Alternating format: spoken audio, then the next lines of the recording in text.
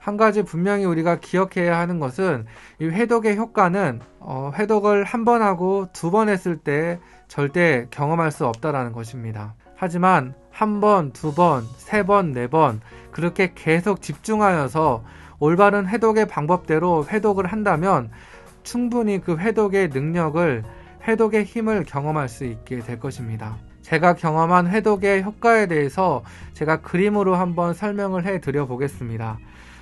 제가 경험한 회독의 효과는 그 과목의 앞부분부터 순차적으로 암기되고 또 이해되고 공부되는 것은 아니었습니다. 이게 어떤 식으로 회독의 효과가 발현이 되냐면, 이게 처음부터 순차적으로 그 모든 것들이 암기되는 것이 아니라 우리가 처음 1회독을 했을 때에는 이 회독의 효과가 그렇게 없는 것 같을 겁니다. 가장 먼저 앞부분에 나오는 내용들, 그리고 내가 가장 최근에 봤기 때문에 뒷부분에 나온 내용들, 그 내용들만 어쩌면 기억에 남을 수 있습니다. 하지만 우리가 1회독, 2회독, 3회독을 하면서 그 주변에 있는 내용들이 정리가 되는 그러한 경험을 하실 수가 있습니다. 왜냐하면 각각의 부분들은 다 유기적으로 논리적인 구조로 그 내용들이 연결되어 있습니다. 하지만 우리가 처음 1회독을 할 때에는 그런 내용들을 우리가 다 이해할 수 없기 때문에 기억을 할 수 없는 겁니다.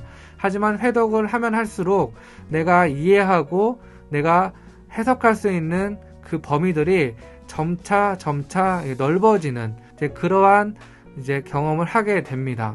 우리가 회독을 처음 할 때 우리의 머릿속에 그렇게 많은 것이 남지 않게 되는 이유는 우리가 이 과목에 대해 아는 것이 원래 없었기 때문입니다. 그래서 나의 사전 지식 안에서 내가 해석하고 내가 이해할 수 있는 부분만 결국에 남게 되는 건데 그것이 별로 안 되는 것이죠. 하지만 1회독을 한 뒤 내가 이 과목에 대한 조금의 이해가 조금이라도 있을 때, 어떠한 단어에 대해서, 어떠한 개념에 대해서 내가 조금이라도 알게 되었을 때, 그러한 사전 지식을 가지고 2회독을 했을 때 그 주변의 것들이 다시 이해가 되는 것입니다. 정말 작은 부분이지만 그 작은 부분이 2회독을 할 때 도움이 되는 겁니다. 그리고 2회독에서 우리가 좀 더 우리의 지식의 범위가 넓어지고, 또 그 넓어진 그 지식 때문에 3회독을 할 때에 또 다른 것들이 보이기 시작합니다. 그리고 4회독을 할 때에는 보이지 않았던 부분이 3회독까지 했던 것들을 통해서 알게 된 그 내용들을 토대로 4회독을 할 때에는 좀 더 넓은 범위로 우리의 지식이 더욱더 넓어지는 것입니다.